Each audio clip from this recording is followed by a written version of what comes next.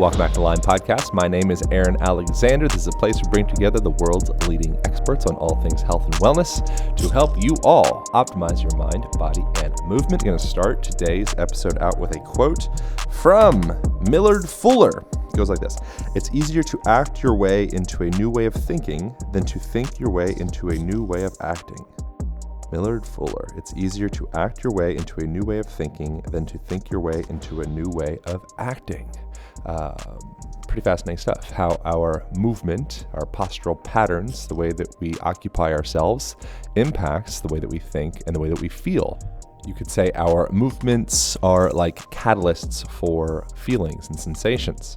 I think a typical, more common model would be more of like a top-down model. Our thoughts and feelings spill into our bodies to be moved. And then there would be another perspective, more bottom-up, that our bodies spill upward into our thoughts and feelings. It's up to you. I think it goes both ways.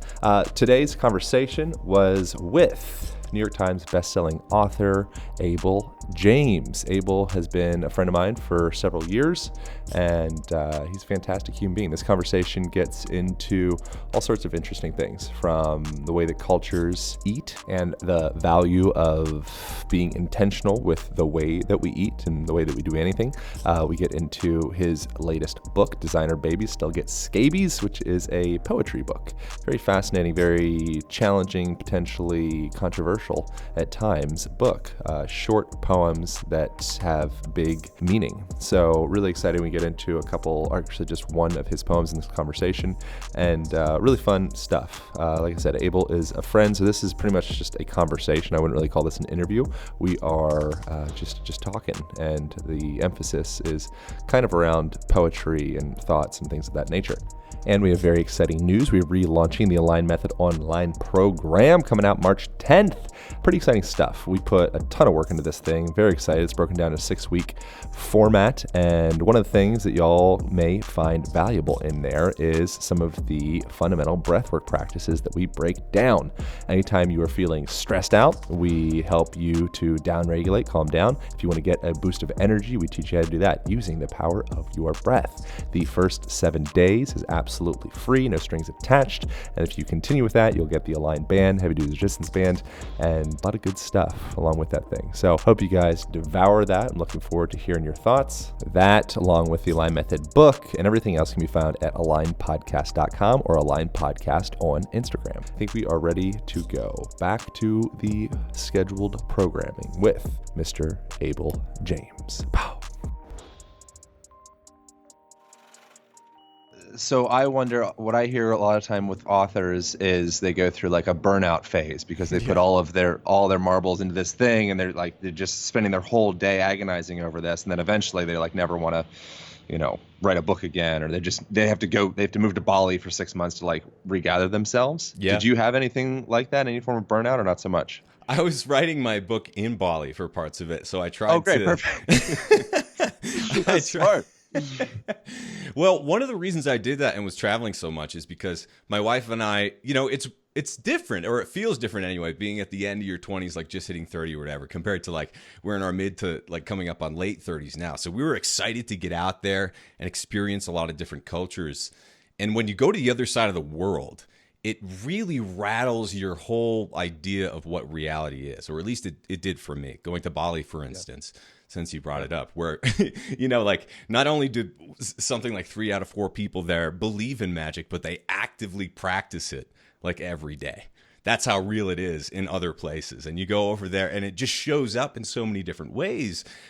Like, for example, I've told this story before, but it really changed me. At the time that we went to Bali and I was writing the book, we had just sold everything. I sold my house and cars and all that stuff. And so we only had what was in those backpacks. On the way back from the airport, we stopped at a rice paddy that was just super beautiful to stretch our legs and stuff. And our driver, as we walk away from the car, we noticed that the windows are down and like the doors are still unlocked. Our bags are just like right there, and there are tons of people around. And we're just like, do you think we should lock it up? And he's just like, oh. And he's like totally surprised. And he's just like, no, people believe in karma here, so we don't steal. I was like, wow. You know, Right. I haven't Yeah, experienced. yeah. You experienced that sort of thing a few times in your life, and it shows you that you're not what your environment is in America every single day, and what's broadcast on the media or on billboards or whatever magazines tell you. It's powerful when you get around. So I thought it was a cool thing to do to double down on that and try to see eating from their perspective and health from their perspective. And they have a lot of different ideas. So what was there any karmic relation into nutrition there? I Like noticed, eating? I noticed that the way that they ate was so much more reverent, since most of them, Right. have probably a tenth or 100th or maybe 1,000th of the resources, monetary resources that most Westerners have. Right. It's not an exaggeration to say that some people pray over every grain of rice. You know what I mean? It's a tiny amount that they eat. A quarter of a chicken can feed either a person or a whole family, right? And so they don't have the problems of overconsumption or this is all vastly generalizing entire countries and parts of the world, which isn't fair. There are exceptions either ways. This is just kind of like what I noticed the first time we were there. And it was that people really didn't seem to have a lot of the problems of overindulgence or overeating or self-hate for eating or shame around eating, because it was so infused with spirit to begin with that just kind of pushed out all of the head case stuff that's more ego driven that Westerners seem to struggle with. Yeah, man. Did you have any kind of self-hate stuff in relation to eating since you brought that up? Totally. Or Totally.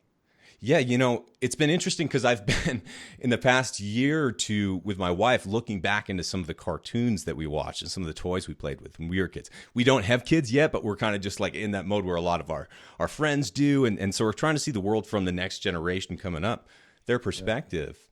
And I realized for a whole lot of different reasons, like how quickly I kind of built the need to have muscle and like be big or be in some way like powerful, but from a ego driven way, like a testosterone, think Arnold Schwarzenegger, Michael Jordan smoking a cigar with champagne being poured over their head kind of way. Yeah. But that even came from Captain Planet. That dude was jacked. That came from He-Man. That came from pretty much every cartoon in every direction. And what a lot of people don't understand, I think, you, Aaron, do, and it's clear that from your podcast and your book that you're a deep dude and appreciate deep thinking. But we are being affected from such a young age, and it shows up later in life, and we don't even realize the cages that we've trapped ourselves in. Does that make sense? So yeah. people talk about toxic masculinity, and that's a big buzzword or whatever. But to me, what some of that means is the programming that we're coming to the table with, where you're supposed to be bigger and have all this muscle. And how do you get there? Juicing or trying some sort of crazy to failure exercise that's supposed to be buzzwordy, and you're into it and irresponsible because you're a teenager or whatever. So it manifests in different ways. Have you thought or felt into where the origin of that sensation of your need to be He-Man big and strong was? Do you think it was just purely media, or do you think anything else? No, there was definitely other stuff too. I mean, me personally, not to get into anything too detailed, I had an older brother who was a negative example and roughed me up on more than a few occasions. And I was considerably smaller and younger. And so for me, as soon as puberty started coming, I felt like I needed to get big and bulk up to protect not only myself, but like once you lose power or you lose a fight, right? Like later in life when I was a teenager, I got jumped by a bunch of cokeheads who just kicked the crap out of me. And once you kind of like lose that, you want to go back in the opposite direction. Sometimes you want to go there and sacrifice even your integrity to get there, right? Because if like Arnold Schwarzenegger, which a lot of us were raised worshiping, right, during his Terminator days and his like being king of the world days, there's a lot baked in there that if that's what you're aiming for, it's going to be ugly on the way, right? And hopefully you'll learn that is not like being Michael Jordan or being Arnold Schwarzenegger. And we're talking about man stuff here, but that's kind of what we were raised with, looking up at. And that can be really damaging because a lot of these people who are rock stars, music stars, sports stars, a lot of celebrities and people in pro sports, like you're in a time of your life where you're at the top of the world, and it's probably the most ego you'll ever have, and you're young and you're strong and all this different stuff. It's like maybe you shouldn't grow up worshiping them as much as your grandpa and the values that like he could have instilled in you. I grew up, and both my grandfathers unfortunately were dead by the time I was growing up, so I never got to know that. But I think that's one thing that a lot of us grew up missing, was that just like deep, practical, foundational knowledge of how to be a good, ethical, moral human being, so that, when you get to that point where you're going to sleep at night, you can feel good about doing honest work, whether you're just like cutting people's hair or moving rocks around or typing on a computer. It doesn't matter. Like, you can go to bed feeling that way and wake up feeling like you have meaning to do your work, right? Yeah. It's real. I think it was Marianne Williamson. She mentioned like both young people and old people both have wisdom. It's just young people tend to have more knowledge around things that change, and old people have more knowledge or wisdom around the things that don't. And That's I think cool. as a young person, it's very easy to just like discredit any of the old stuff. Mm-hmm. And then there's the old people that are looking back, they're like, oh, you will see. Right. We've been there. The foundation of everything, I don't think really changes. Like there's this golden thread of truth throughout any relationship or any business or any just life experience. And then there's all the minutia around that. And I think that like growing up with the obsession over muscles or obsession over validation or anything, that's kind of like the minutia stuff. Mm-hmm. And then the human experience, I have a feeling, is the process of coming back to that thread. Do you feel like does that sound crazy?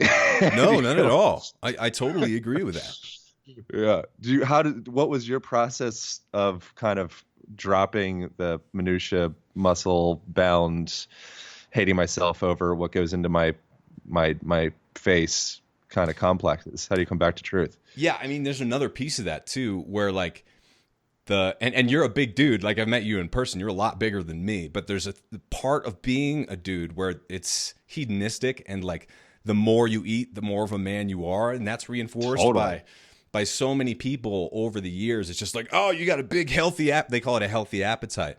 And so for me, I can put on muscle, but I can also put on fat quite easily. So you got to watch that. It's easier when you're younger or when you're just burning through. I was a runner and a mountain bike racer and all that stuff, so I was burning through a lot of calories earlier in my training days, and so that changes over the years, and you got to keep your eye on it. You know what I mean? And you've got to learn how to adapt. And for me, I needed to see some of those things for what they were in other people around me, and saw how those were damaging. For example, seeing some athletes who held records, and I'm not going to name names right now, who literally held records 1 month to like 6 or 12 months later, being 50 pounds overweight, sometimes way more than that. Seeing that's that burnout.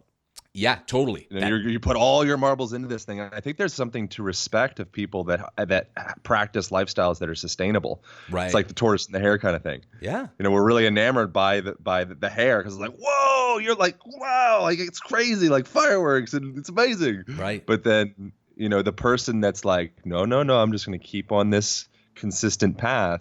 They're not applauded nearly as much. Sorry, I interrupted you. Not really. It's a conversation, so let's take this wherever it's going.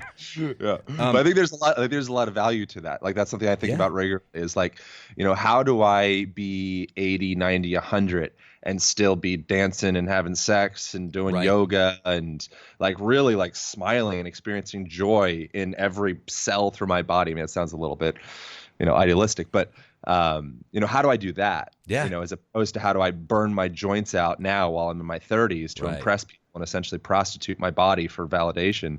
That's like one path. and another thing that you learn is that short-term gains can sometimes be at the cost of long-term results, right? That's a thing you don't realize when you're young, but you realize that later.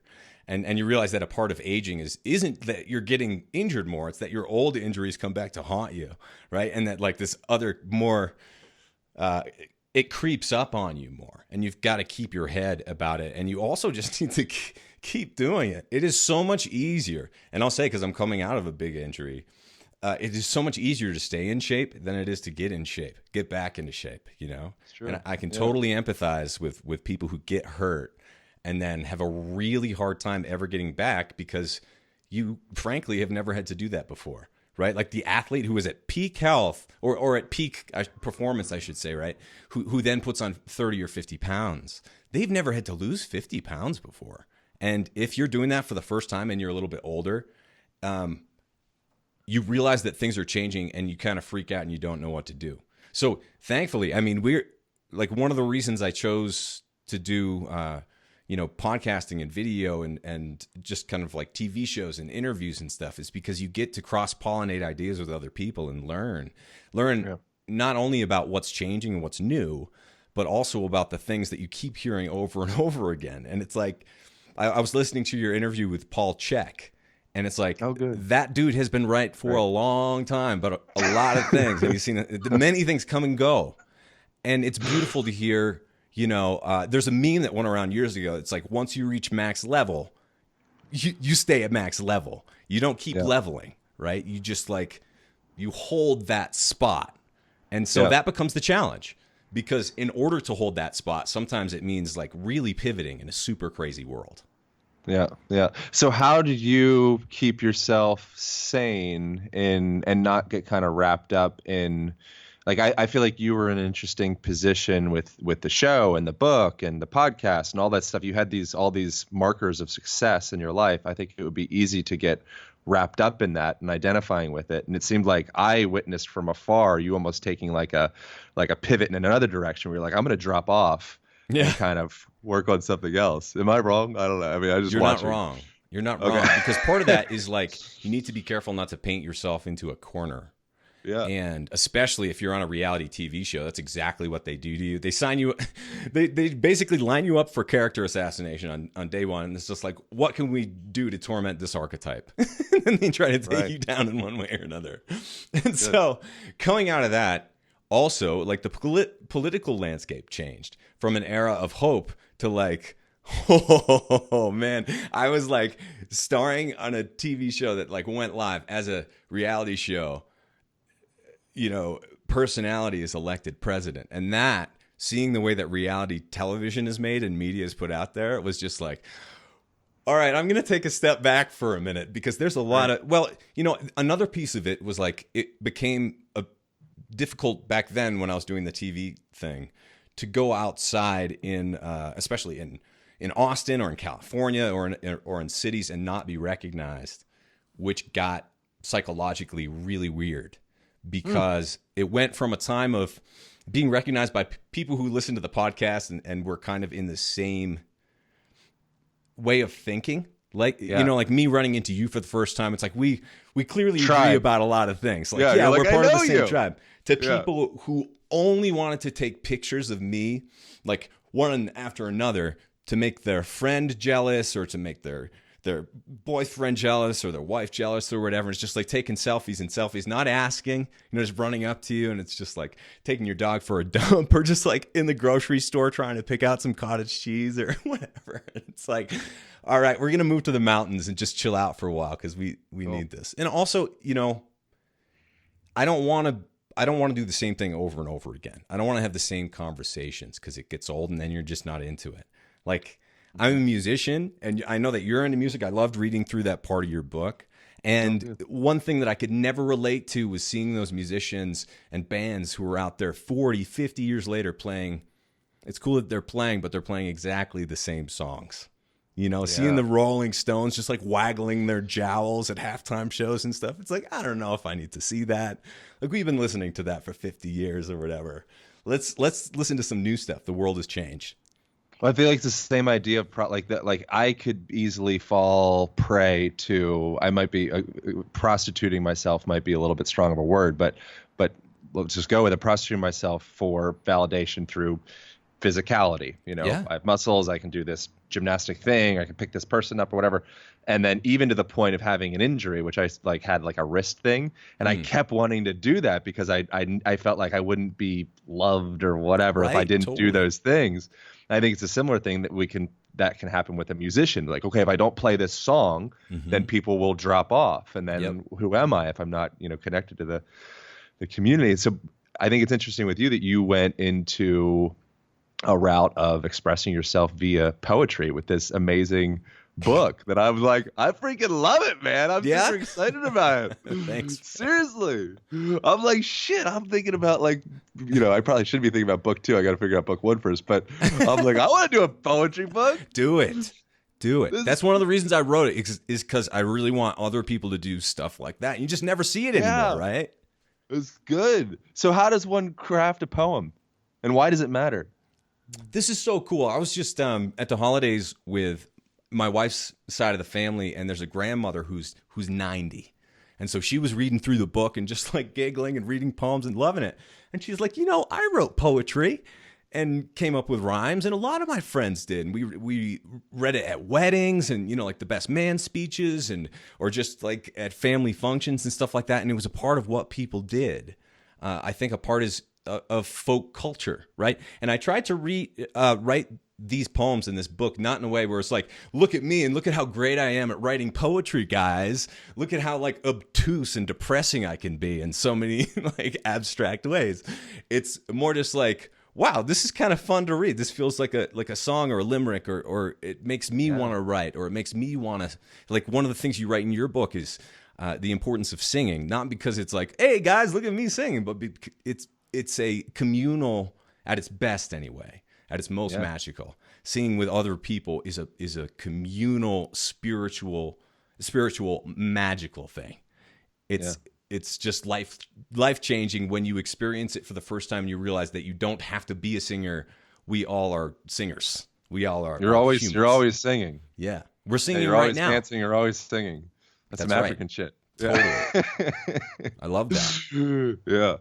Yeah. So how has poetry affected you? I something that I find interesting when I do you know InQ, the poet fella? He's really, I don't know. Sounds familiar, yeah. Anyways, we're going to do a podcast come up with him, so it's somewhat relevant to the podcast. But I've done some poetry workshops with him, and I found that after one, I feel like poetry is like, it's like sleeping inside of all of us. You know, if you allow yourself to get out of the way of yourself, kind of like dance is in you. You just need to get out of your head enough that you can kind of allow that internal sound or movement to kind of like start to come out, because it's always there. And so that's one thing that I found was interesting. Once I kind of got out of the way, I was like, oh wow, I'm just like, words are coming out and like ideas and feelings, and I feel like emotional now. Holy shit, this has been there all this time. And then also after that, I noticed my starting to kind of like perceive the world in poetry a little bit, and notice my language starts to shift a little bit. Not that I've gotten that deep into poetry, but just like a little microdose. I noticed shift from a little bit of it. Yeah. Is that a thing? It's a thing. And another reason I did it is because words have been used against us and weaponized in so many different ways. Even like you think about the word fake, and like that doesn't mean what it used to mean. Neither does truth even. Like all these words have been tinkered with and mean multiple things and carry all this baggage. And so if they're going to use words against us, might as well like make fun of it and troll them right back with some of these ideas that in today's modern world, like Abel James wearing a blue shirt on TV or on a video or whatever can get away with saying and doing certain things. But a little poetry book that has baby on the front, it's like, oh, it's just like little poetry. You can say whatever you want, right? You can kind of get away with, I can put ideas in there that would be too uncomfortable or too weird or just like too clumsy to fit into this format. And so for people who haven't really done it before, one of the things that inspired me was my parents had sold their house a few years ago, and I found this old box of like poetry that I wrote for a class in like 6th or 7th grade. And I totally forgot that I'd like loved it back then. I totally forgot. Like I totally forgot that I loved mountain biking for a while. Somehow just years later, I grew up and Then I tried it again. It's like, this is awesome. How did I forget about this? But it's like, if your 12-year-old self can write a silly or fun or interesting poem of any kind, or if any 12-year-old can, or 8-year-old or whatever, you can now. Like, we haven't lost that ability. And so why not just wake up in the morning and try and do a bunch that are terrible, and then take the pieces, the sentence or two from one of those, and crash them together and try to like massage them into place and see if that works. See if you can come up with something. Or just like what happens with me a lot of the time is like when the whole Cybertruck thing happened and it exploded. I just loved that whole thing. So I had to like start writing a poem about it. And also you can rhyme a lot of things with Cybertruck. It becomes I don't know really what a Cybertruck is. Oh, you didn't even hear about that? I don't want to. I'm in a hole, man. I don't know what's going on. Okay. Should we get into it or not? It's not really that big of a deal. Maybe like it's like just the briefest of what the hell is a Cybertruck. So like of all the things that have been hyped in the past few years, I think Elon Musk is one of the biggest. Like, and he's just like, we probably shouldn't hook computers into our brains because it's not really a good idea. Then he like buys a company that hooks computers into people's brains, and he's just like, yeah, we're going to develop this because you won't be able to have a job unless you brain jack yourself in a few years or whatever. So anyway, that's a whole different conversation, but I like that conversation. Yeah, that's a good conversation. We can get into that. But that's not even related to the Cybertruck, because there's this whole all right. There's like Teslas, and when they first came out, a bunch of people were trying to, like my friends were like trying to sell me on Tesla and how great they were, and I'm like, what's going on? Then I realized they have an like kind of creepy affiliate program that no one else could get away with, and it's like if you refer a friend, you get this kickback. And so anyway, Tesla is one of these big. Sorry if anyone has a Tesla, but one of these big overhyped things, and they came out with a truck, and it was like a James Bond theme, and they had lasers and things going off, and Elon comes out there and he's like, look at this thing, and it looks like it's so bad that it got trolled by like coffee companies who posted a picture of like a metal espresso coffee machine, because this thing looks like it was designed by like a middle school shop class. It's just like a hunk of metal. It's like this big triangle piece of crap thing that you would never trust to drive around. Anyway, they're demonstrating, it goes on for a long time, I didn't watch the whole thing, but they're demonstrating how bulletproof their glass is on this truck. And they're like, here, man, who looks like this one of Elon's little assistants on stage, who's dressed up in like James Bond spy gear, but he's like super skinny with like the little turtleneck or whatever. And he throws this little metal ball at the window and just goes whoosh, smashes right on stage. And then Elon's like, oh my fucking God, and like flips out on the live stream. And then he's just like, oh my God. And then they're just like, throw another one, see what happens. It goes whoosh. And they're just standing there with two smashed windows in this dumb-looking Cybertruck. And anyway, it just, to me, I lost it. I just laughed for like 2 hours straight. I was crying because to me, it just represents the hubris of man today. It's just like, look at me with my bulletproof technology and how much greater than nature I am. Smash! Right. Oh my fucking God. And so that will be happening over and over, I think. Maybe not that literally, but you're going to be seeing that happening with medicines that have side effects that we don't understand, with foods and chemicals and pesticides that are on our foods, with stuff that's in our water, stuff that's in our air, that leads to cancer years later. We're going to be finding that all this stuff we thought we knew was totally safe was totally damaging, like margarine. It comes around. And so I think it's just a wonderful reminder and a lesson that as flashy and as cool as technology and progress may look from the outside looking in, we have a long way to go. Maybe we're halfway there or whatever. Maybe we're right about half of the time or something. I think it's a little bit more than that, because there are these fundamental things like eat real food, do, foundational, functional training, move your body on a daily basis, be strong, move fast, push, pull. These things are foundational, but they're not flashy. People aren't looking for that. They're not listening to that most of the time. I have this interesting kind of like stony idea that, we've put so much emphasis on, from like Elon conversation, so much emphasis on going out into space or going into Mars and like Right. leaving Earth because it's going to just dissolve away into radiation and death. And I feel as though we want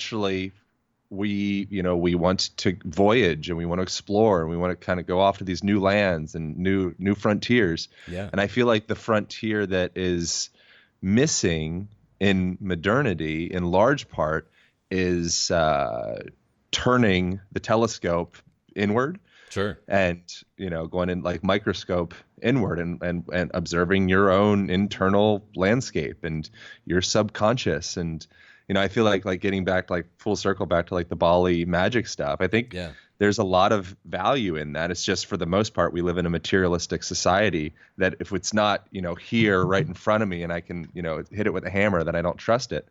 And so I don't know. You ever think about that, like the value of exploring in the inward landscape? I want to take a brief moment and thank the show's sponsor, Osea Malibu. That's OSEA Malibu. They are some of, hands down, the highest quality skincare products that I have possibly come across. They are sustainably packaged, non-toxic, cruelty-free, and vegan, made with love in California, as they say. I'm holding some of the containers right now. I'm holding the Atmosphere Protection Cream. It's made with organic seaweed moisturizer, firms and protects the skin from environmental stressors. It's really excellent stuff. I also got the argan oil here. Everything is absolutely the utmost highest quality that you could possibly find for skincare, which is important because when you are putting stuff on your skin, you are absorbing that into your body. So don't think you're getting away with putting nonsense garbage on your skin from Walmart or whatever. You got to get good stuff, and this is exactly that. I absolutely stand behind the quality of all the ingredients, and you can get yourself $10 off your first purchase of $50 or more by going to oseamalibu.com/align. That's oseamalibu.com/align, ALIGN, for $10 off your first purchase of $50 or more. Also free shipping for U.S. orders that are $70 or more, and also free samples with every order. So jump over to oseamalibu.com/align. That's oseamalibu.com/align for $10 off your first purchase. All right, back to the show.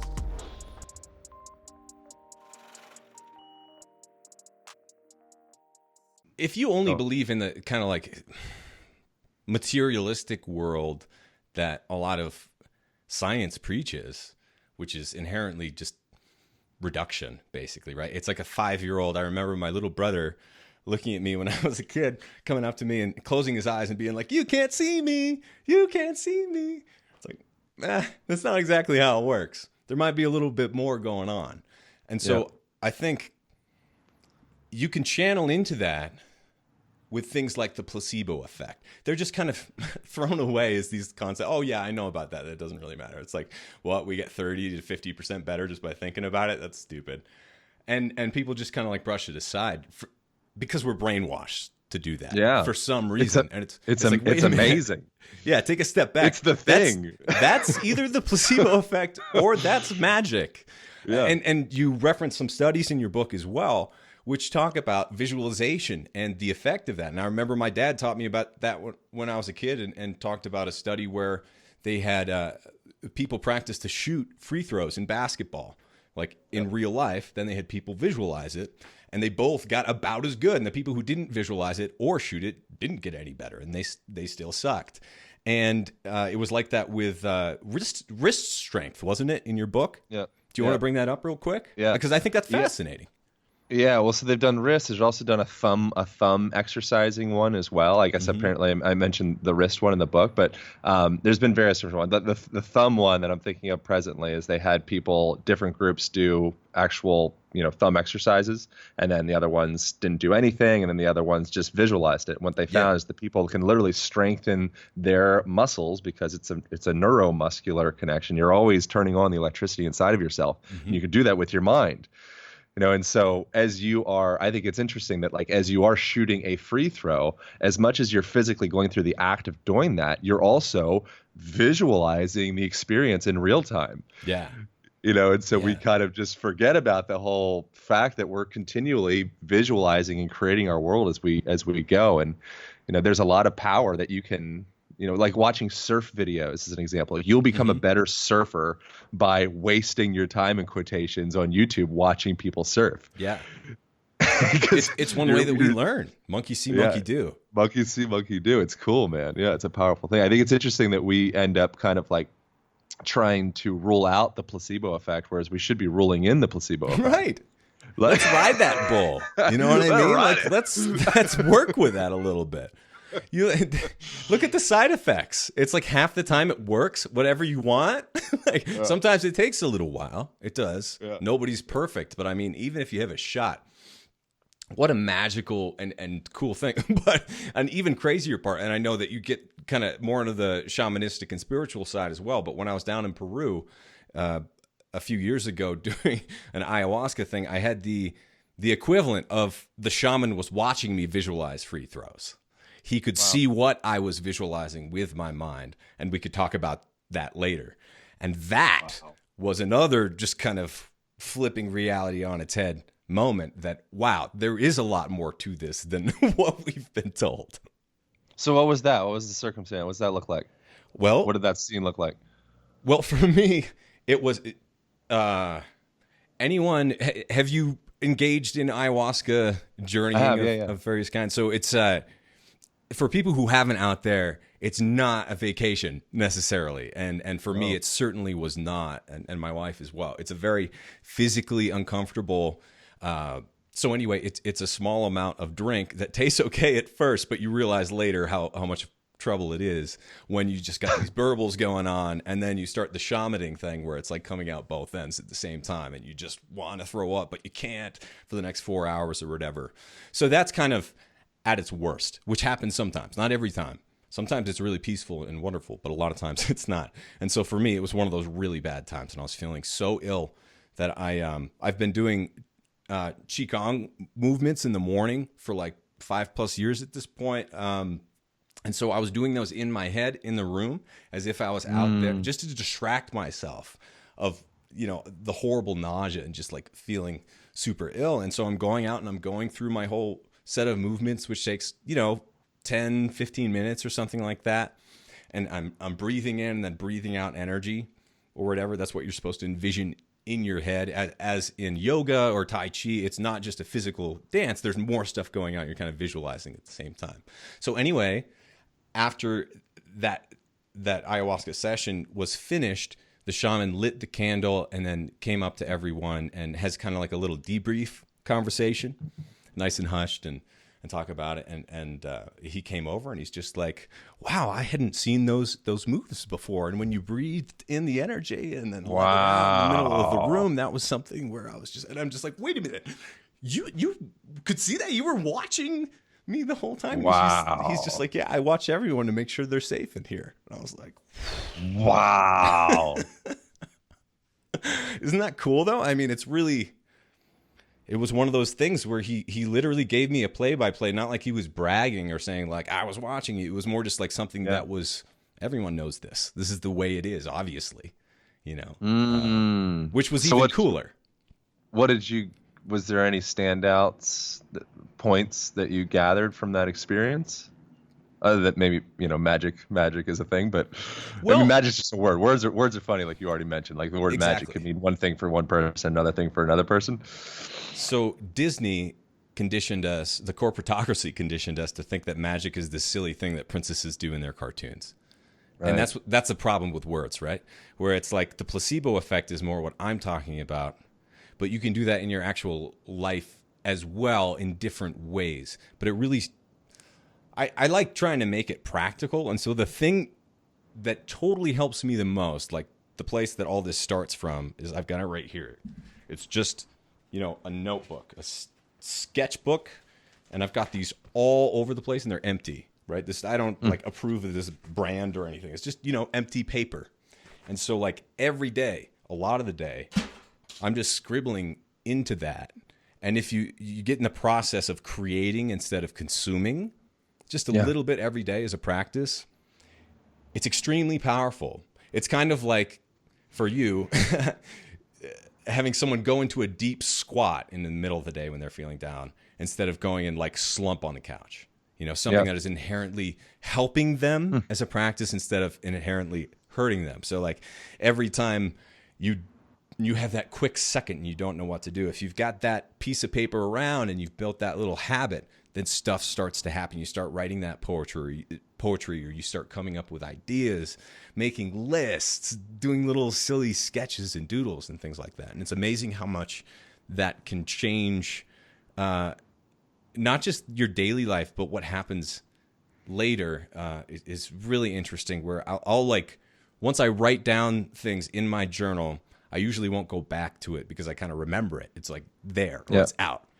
But every once in a while, a few years later, I'll just like flip through and go back, and it's like, here's what I visualized of my life 2 years from now. So I'm reading it like 2 years later, and it's like a picture of the house that we're renting or whatever, or it's just, you know, like a picture that's not exactly right, but it's just like, there's my dog over there, and there's this fifth wheel trailer RV that we didn't have before, and there's a truck that I didn't think I'd have. And it's just like things like that will start happening where you realize that, yeah, we think we're driving all of this, but the subconscious, whatever that is extremely powerful, and we've got to work with that, and we've got to see the programming that we're up against and then try to reprogram ourselves with hopefully something that's a little bit more free and a little bit more us, a little bit more you.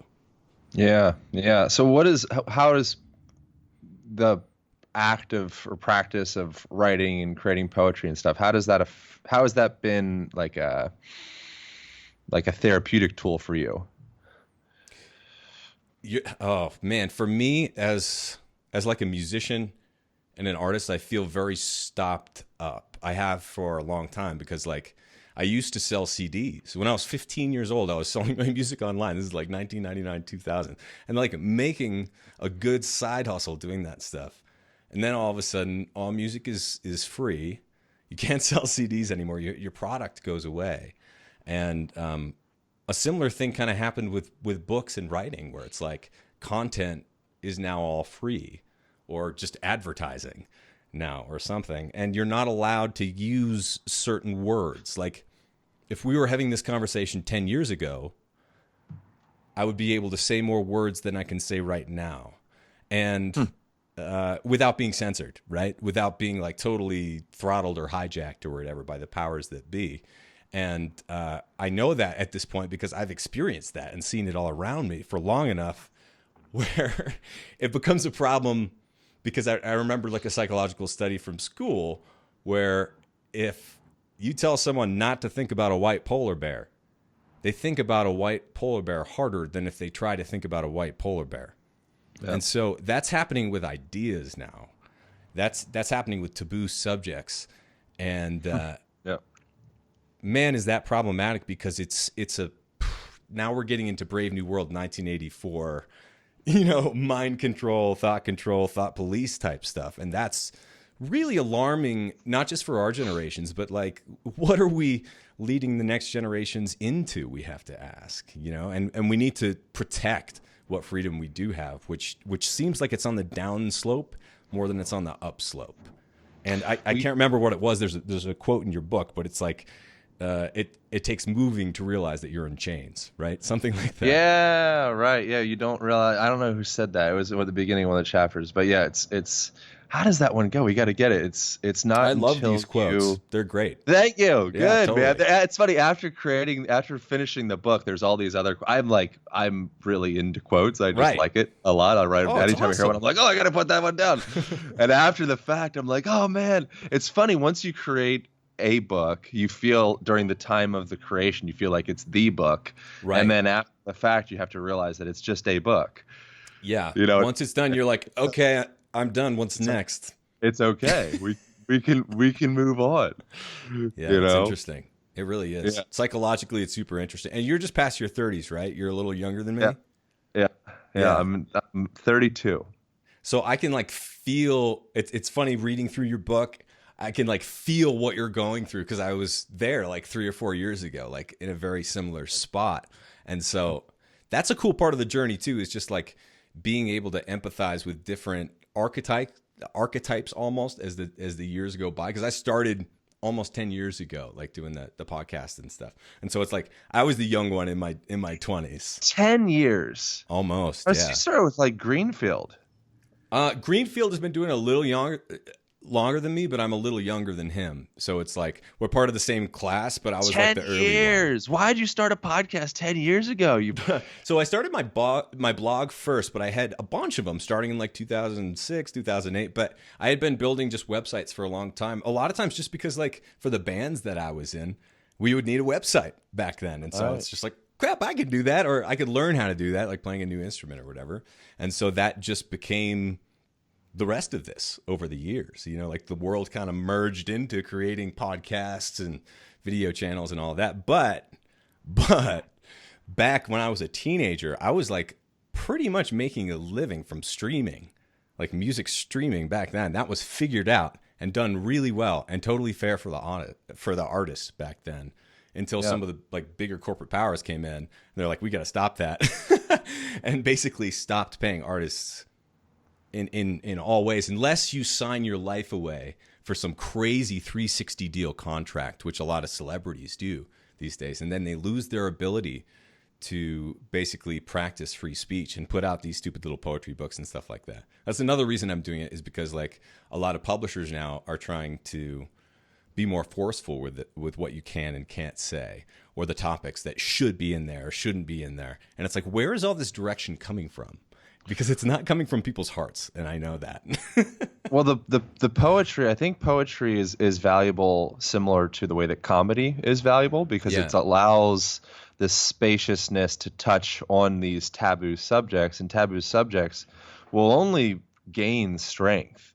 Like the moment that you tell your kids not to have sex or play with their pee-pee or wee-wee or not swear or not any of that stuff. Don't think about the white polar bear. All right, you're creating a complex. Enjoy. Yep. Like you're like we'll see what happens after Catholic high school or whatever. It's going to be an interesting road. Totally. You're creating duality and you don't even realize it. You don't even realize it. So the more that, and it's so fascinating how we have that with like our relationship to our bodies in general. There's certain boxes or sectors of our body that are okay to talk about, think about, touch, be touched, and then there's other parts that are completely off limit. Oh, they're contraindicated.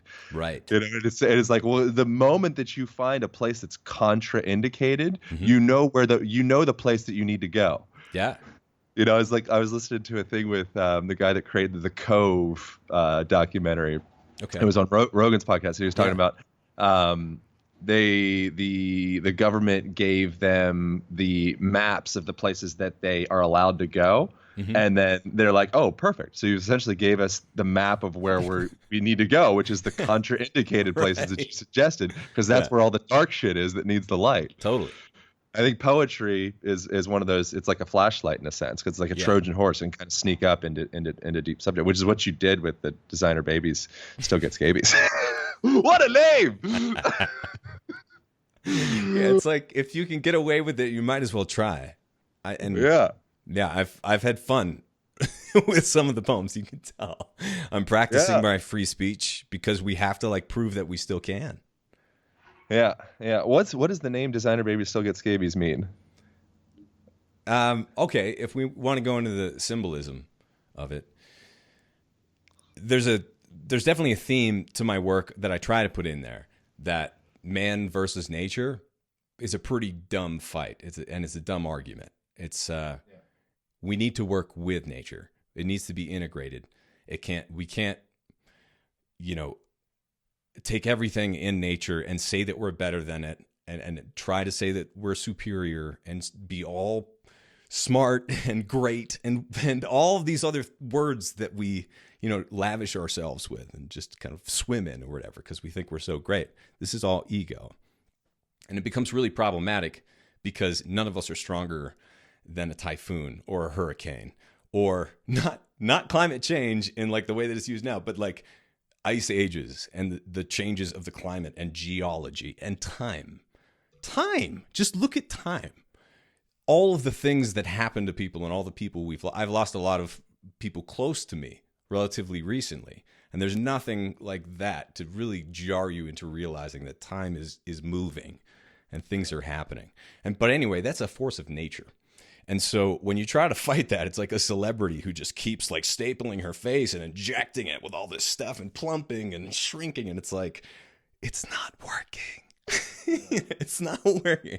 And so when you spackle the gaps with all this stuff in medicine, or trying to fix the climate as a man, or trying to say, well, I have the perfect diet or the perfect food or the perfect pill, it becomes very problematic. And so when you start designing babies, when you don't even understand what genes do, or you don't understand how genes function or spread, there are so many things that we don't understand, that we are playing with fire in the worst way when we're designing our own progeny. And also when there's a piece to it where I'm making fun of like picking out your designer baby as if you'd pluck a daisy or pick out a dress and buy that at a shop because it's pretty.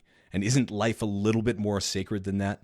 Isn't that saying that you're better than God? Like if you replace nature with God, then it becomes a little bit tricky to say what you're doing, tinkering around, like going thousands of feet down into the ground, sucking up all of this poisonous tar, and then injecting all this water down there and poisoning everyone's water and being like, you know what? It's good for the economy. So, yeah, here we go. Let's do it again. Drill, baby, drill, Hopefully it helps people realize that we're all totally screwed unless we right the ship in one way or another. And the idiots are in charge. Like these stupid people making the Cybertrucks with the bulletproof glass that shatters on stage while people are swearing. Like, you want them designing your baby and taking you to Mars? Are you out of your mind? You know what I mean? Like, we've got to take a step back.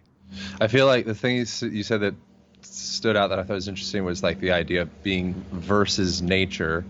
And then I feel like perhaps it's not wise to be versus anything, right? So it's like with anything, it's like, how do we create relationship with, so it's relationship with nature, relationship with our enemy.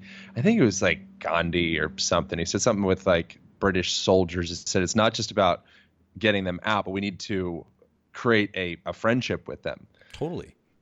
So if you have an enemy on your lines, like just because they went back to their side of the border doesn't mean they're not still tinkering on how to destroy you and destroy, it's like, no, like there's an enemy in your space. Like, okay, like how do we figure out what happened?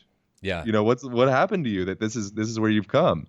Yeah. Because as long as we push it back under the rug and kind of get them out of there, I think it just festers and gets darker, and then they come back with bigger missiles and bigger weapons and bigger, whatever it is so it's, the relationship seems like a valuable thing. Yeah. And if anything's off limits, like a piece of your body or an idea, it's just not going to work out well. It's going to come out one way or another, and it's going to be unhealthy. It's kind of like, the woman I dated in college was raised in the UK, and I wasn't. I was raised in, New Hampshire. And so alcohol was super taboo, right? Until you're 21, until like you're through college or whatever. Super illegal, you can get in deep trouble. And actually I did back in this day. And they served little bits of wine at her 7th grade dance. You know what I mean? Over in the UK. And so, not that alcoholism isn't a problem pretty much everywhere, because it can be a really dangerous substance, but that does a different thing psychologically to people. And I think we can try to be a little bit more gentle. Like the whole idea or the meme that kids don't go out and play anymore, or this idea of safety and safe spaces, and where you can't invade people's ideas space and say certain words and things like that. I mean, okay, if you want to cuff my hands, I can play by those rules. But do you really want that, Abel James? Do you really want that, Aaron? It's like, no, you don't. It's going to come out in other ways, whether you like it or not. And so, honestly, this book is one of those ways, because it's another channel to get ideas out there. And hopefully it'll resonate with some people and inspire them to get out there and do something just for the sake of doing it. Because this life is short, whether we like it or not. And we can definitely just keep on working if we want to, but we can do other stuff too. Would it be totally annoying if I asked you to read one of the poems? Because they're pretty short. No, I wouldn't mind at all. Please. I think you'll like this one. All right. It's called, and it's kind of the theme that I was just talking about. I'm going to take a sip of water here. Did you do an audiobook for it? Yeah, I did the audiobook as well. So that was really fun. That must have been super fun. Really fun. It's meant, this stuff is definitely meant to be read aloud and kind of sung. Some of them started out as songs, and some other ones I wrote when I was really young, so they're sprinkled in there. So this one is called These Monkeys Are Part of a Study.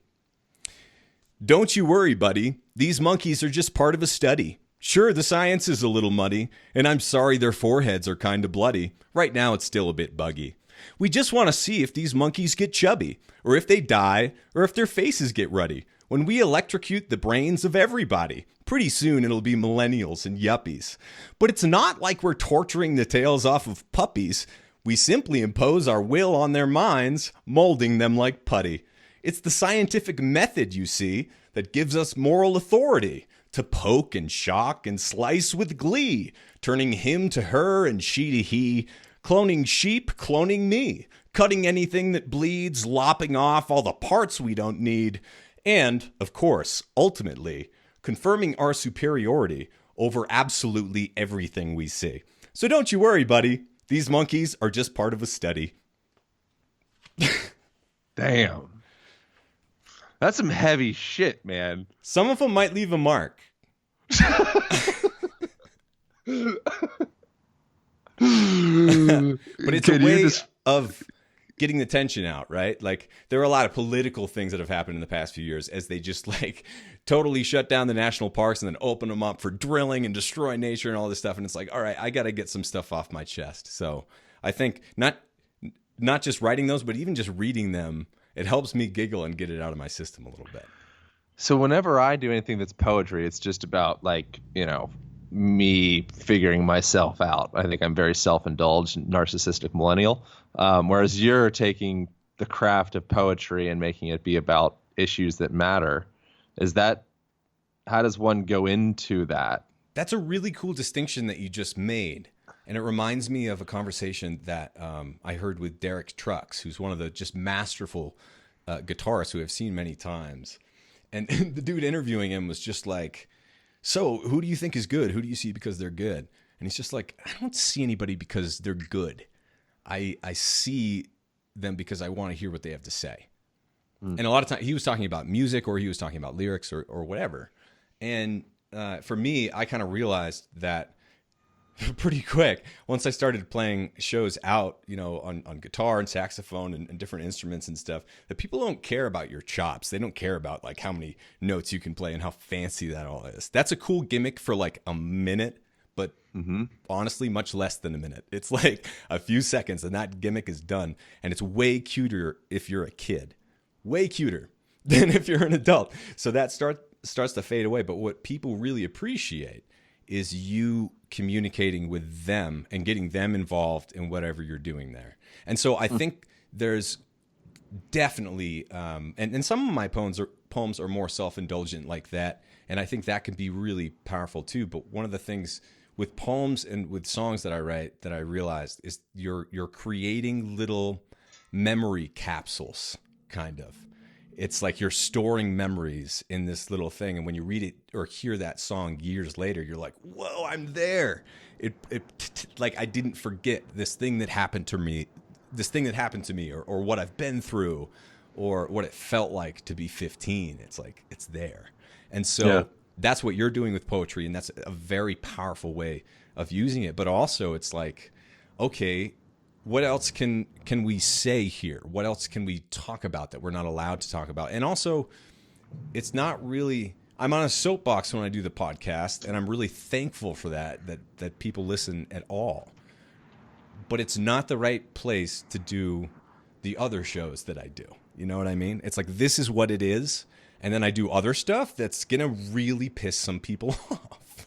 Like, because my ideas are shockingly different from the status quo or what everyone else is doing or what's supposed to be said or what's supposed to be done. And so I think it's important that we all kind of just get that out there. One thing that really happened to me is I lost someone who was about my age, who's like the best artist I know, who was at the height of his career. And it's like, oh, we got to keep this stuff going. He taught us all so much. And so I think we all need to keep the good things going and put it in your bag of tricks if you can, and take that on, try to carry that torch forward. And Shel Silverstein isn't alive anymore. Neither is Dr. Seuss. And their books have been the same for many, many decades now. And we need stuff about what's happening now, because some stuff is the same as we get back to that. The foundation stays the same, but a lot of things have changed, and we need some new ideas to get out there and refresh things. So write some poetry that's going to piss people off. That's what I think you should do, Aaron. All right. I have a deep feeling that you're capable of that. I appreciate that. I accept that. I will. Then read it to me on my show. Come back on my show, and then you can read it to me. That would be awesome. I accept your challenge. I will do this. All right. What should people do from here? Where do people get the book? I guess it'd be the primary thing. Or where do people go? Yeah. So for this book, it's called Designer Babies Still Get Scabies. You can find it on Amazon. But if you go to designerbabiesbook.com, then you can figure out how you can get the audiobook for free. Because if you grab the paperback book, which is right here, and Aaron, you're getting one soon. I just signed one. It's on its way. You can get all of that stuff from designerbabiesbook.com. Sign up to get the freebies. And I'm also giving away one of my musical albums, and we're giving away like $1,000 worth of stuff, and also a bunch of Kindle books. We've given away like 7,000 Kindle books so far. So like, as we come back on the grid and get this out there, we're doing a ton of giveaways. So make sure to also, if you can, sign up for the newsletter at fatburningman.com. And I promise to spam you every single day. I really appreciate your approach to life, man. I feel like with so many things, it's like do as I say, not as I do. I feel like with you, from afar at least. I mean, I don't know what you're up to in your personal life, but from afar, it seems like do as Abel does, and I really appreciate it, man. It's awesome. I'm grateful to have you here. Thanks for saying that. I really appreciate it. Yeah, of course. That's what you got to do. Just lead by example, right? You're doing the same thing. Working on it. It's a process. Yeah. Everything's a process. All right. We're going to jump over to your podcast, Fat Burning Man Show. I look forward to it. It's freaking 10 years. I didn't know you started. I didn't know podcasts existed. That's very exciting. Anyways, is there any final words before going, or should we jump over? Final words. Yeah. Go out and just like make sure that you have a piece of paper or a journal that you can write on, sketch something, just like get something out of your head and put it there, and then turn the page, and then try to do that like every day for a while and see what happens. You guys will be surprised by what you make, and it'll be very cathartic. You included, Aaron. I'm on it. No, I was when you said the challenge of doing the poetry, and like I was taking it seriously. I was like, yeah, all right, it's a fun one, right? Yeah. No, I think I think it's a really smart thing to do. All right. Thanks so much for making time for this, man. I really appreciate it. I will see you in about 45 seconds on your side. Boom. Bam. All right. Thank you all for tuning in. Pow. So much for tuning in to that conversation with Abel James. If you enjoyed that conversation, reach out to Abel or I, share some tidbit from this that you enjoyed, and tag either of us. He is at Fat Burning Man on Instagram. I am at Align Podcast, ALIGN Podcast. Thank you all so much for reviews on iTunes. Thanks for sharing this.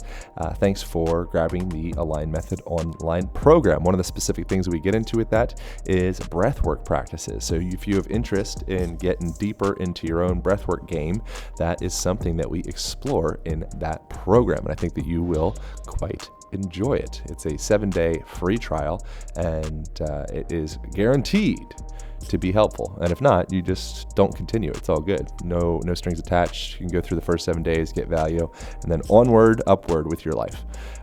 Thanks so much for doing you. Thanks for tuning in. Thanks for sharing this stuff. Thanks for grabbing the Align Method book. And I will see you very soon on next Thursday with a solo episode. All right, over now.